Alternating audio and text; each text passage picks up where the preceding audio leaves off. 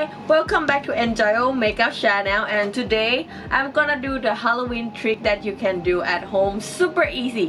What we're gonna do today is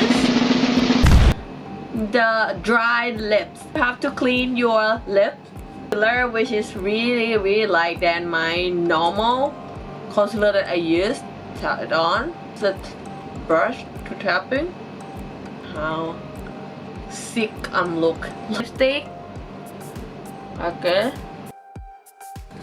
Liquid latex to make it peeling. On your lip. You just have to wait. It will tighten up your lip so you will feel the tightness and it feel a little bit stickier. But when it dry, it will look like your real skin. What I'm gonna do, so much fun guys. Just before it's dry, just tap it together like that. Dry lip.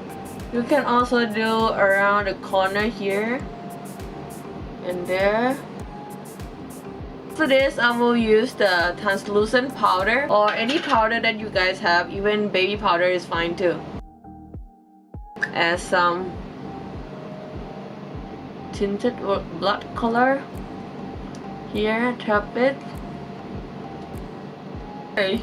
You look so sick and have a very dehydrated skin right now, so enjoy this dry lip guy.